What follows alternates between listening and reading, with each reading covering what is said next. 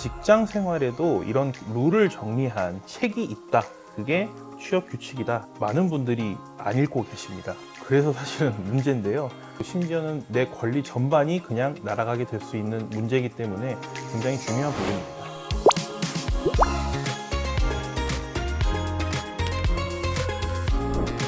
안녕하세요. 여러분의 직장 생활을 더 알차게 만들어줄 MC 장선재입니다. 만약에 회사에 출근했는데 이번 주 금요일은 창립 기념일이라 쉽니다. 이렇게 공지가 딱 뜬다면 여러분은 어떨 것 같으세요? 법적 공휴일도 아니고 이 창립 기념일 왜 쉬는 걸까요? 그 이유가 바로 오늘 이야기할 주제 취업 규칙에 있습니다. 오늘은 우리가 잘 모르는 회사의 취업 규칙에 대해 살펴볼 텐데요. 이 중요한 주제를 풀어주실 전문가 소개합니다. 김정목 부장님 나오셨습니다.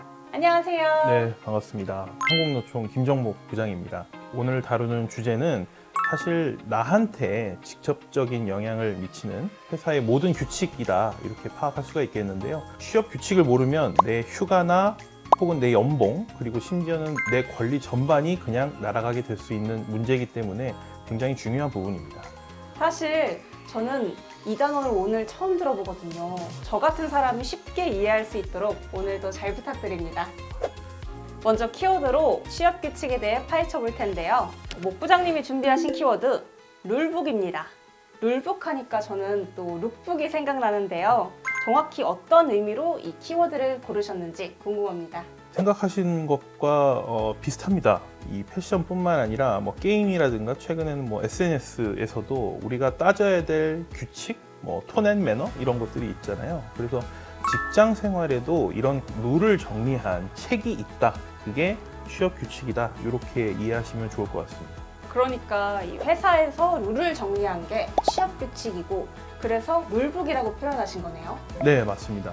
이 취업 규칙은 회사에서 규정하고 있는 전반적인 근로 조건, 뭐 급여, 복무 규정, 회사의 운영 원칙 전반을 정리한 문서라고 보시면 돼요. 회사에서 여러분이 어떤 권리를 갖고 있고 어떤 방식으로 업무를 추진해야 되고 그거에 따른 의무와 권리가 무엇인지 사실 전부 다 나와 있는 것이다 이렇게 볼 수 있어요. 생각보다 엄청 중요한 문서 같아요. 근데 우리가 또 평소에 이런 걸 잘 안 읽게 되잖아요. 많은 분들이 안 읽고 계십니다. 그래서 사실은 문제인데요. 안 읽고 그냥 넘어가게 되면 그만큼 불이익도 자기한테 다가오는 거다라고 이해하시면 좋을 것 같아요. 어떤 불이익이 있죠? 처음에 취업 규칙 작성할 때 사용자 주도로 아무래도 작성을 하게 되다 보니까 조금은 근로자한테 불리한 내용들이 들어가게 되는 경우가 있어요. 그래서 이런 부분들을 우리가 사전에 확인할 필요가 있다. 근로기준법을 기준으로 작성되는 근로계약서가 있잖아요. 근데 왜 따로 취업규칙이 필요한 거죠? 근로기준법이라고 하는 것이 정해져 있지만 개별 기업마다 또 그거에 더해서 규칙들을 정할 수 있다라고 하는 것이 취업규칙이거든요. 그렇기 때문에 별도로 규정하는 게 사실 맞고요.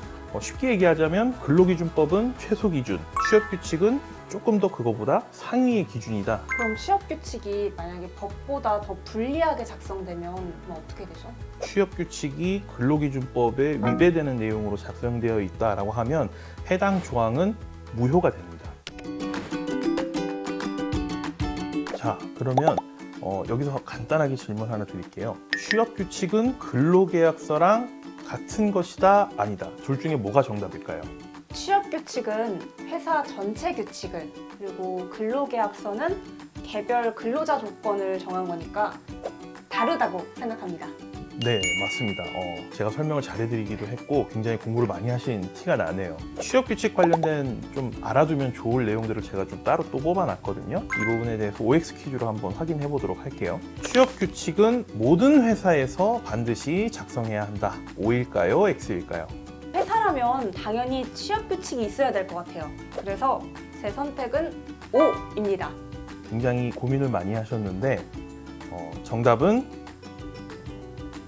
X입니다. 언뜻 들었을 때는 모든 회사가 취업 규칙을 갖고 있어야 하는 것처럼 보이지만 우리나라 법상에는 상시 근로자 수가 10명 이상인 사업장에만 취업 규칙을 비치하도록 의무화하고 있어요. 그럼 상시 10명 이상일 때만 작성 의무가 생기는 거였네요. 그럼 만약에 작은 회사는 어떻게 근로조건을 정하나요? 보통 작은 규모의 사업장 같은 경우에는 그 취업 규칙이 아니라 근로계약서를 통해서 근로조건을 제시를 해요.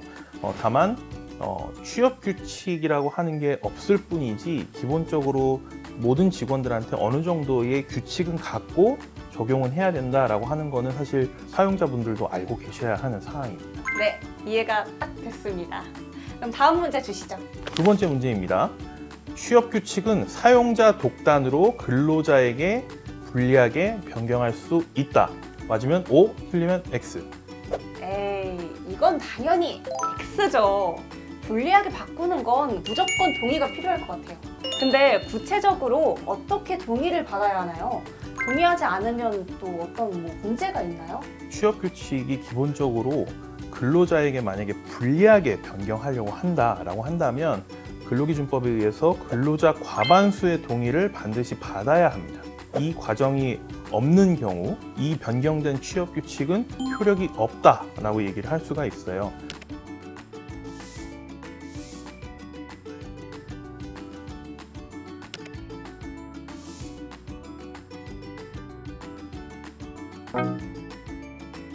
따라서 사용자도 취업 규칙이 좀 더 불이익하게 변경되는 부분에 대해서는 좀 신중하게 고려하셔야 될 겁니다.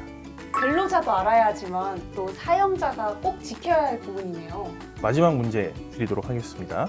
취업 규칙은 근로자가 언제든 열람할 수 있도록 공개되어 있어야 한다. 맞으면 O, 틀리면 X입니다. 이건 무조건 O입니다.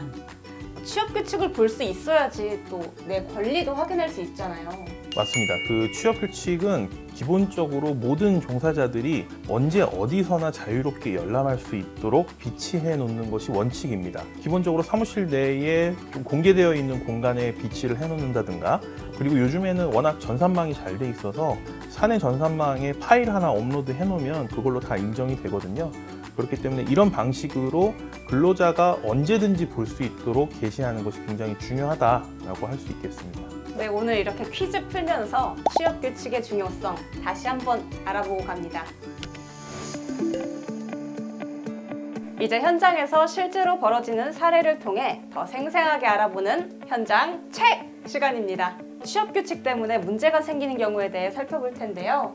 부장님, 오늘은 어떤 사례 준비해 오셨죠? 이 취업 규칙을 작성하고 운용하는 과정에서 이 근로자의 권리를 침해하는 일들이 종종 생기거든요. 사용자와 근로자 모두를 위해서 만들어진 문서로 계속해서 작용할 수 있도록 하는 것이 필요하다는 점에서 한번 사례를 보도록 하겠습니다.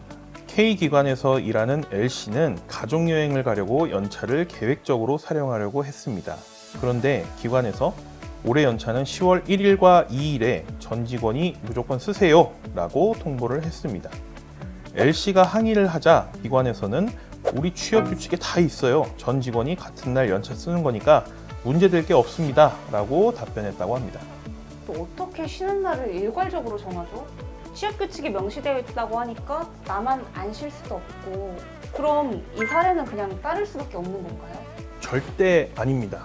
연차 휴가는 기본적으로 근로자가 자신이 원하는 기간에 자유롭게 사용하도록 하는 것이 원칙입니다. 취업 규칙에 그런 내용을 규정을 한다고 하더라도 아까 말씀드린 것처럼 근로기준법에 위배되는 부분이기 때문에 이 규정에 대한 효력 자체가 발생하지 않는다라고 하는 점을 기억하셔야 됩니다. 그럼 L씨가 직접 기관에 이건 근로기준법 위반이다 이렇게 말해야 되나요? 사실 개인이 기관에 직접 이 부분은 위반되니까 고쳐야 돼요 라고 감히 말할 수 있는 용기 있는 분은 사실 잘 없어요. 가장 중요한 부분은 노조가 있는지 없는지 이걸 먼저 파악을 하셔야 되고요. 기관에 노조가 있다면 노조가 그 부분에 대해서 대응을 하시면 좋을 것이고, 노조가 없는 경우에도 우리나라 법상에는 노사협의회를 반드시 설치하게 되어 있습니다. 이 노사협의회를 통해서 이 문제에 대해서 해결해 달라고 공식적으로 요구하는 것이 가장 현실적인 방법이고요. 제대로 해결이 되지 않는다든가 하면 사실 가까운 노동청에 직접 신고하시는 게 좀 더 바람직하지 않을까 생각합니다.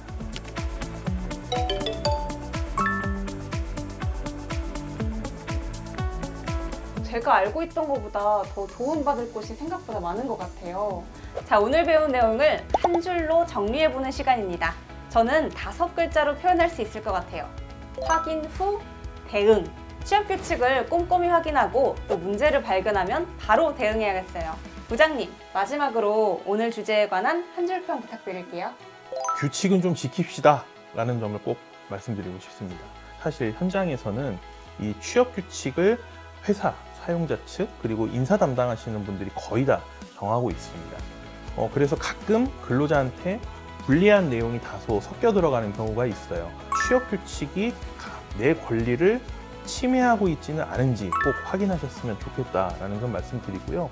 그리고 더 중요한 건 혹시 문제가 있으면 즉각적으로 대응하시는 것이 무엇보다 필요합니다. 네, 적극적인 대응 잊지 마시고요. 오늘의 이야기가 여러분의 직장 생활을 더 나은 방향으로 이끄는데 도움되셨길 바랍니다. 저희는 여기서 인사드릴게요. 감사합니다.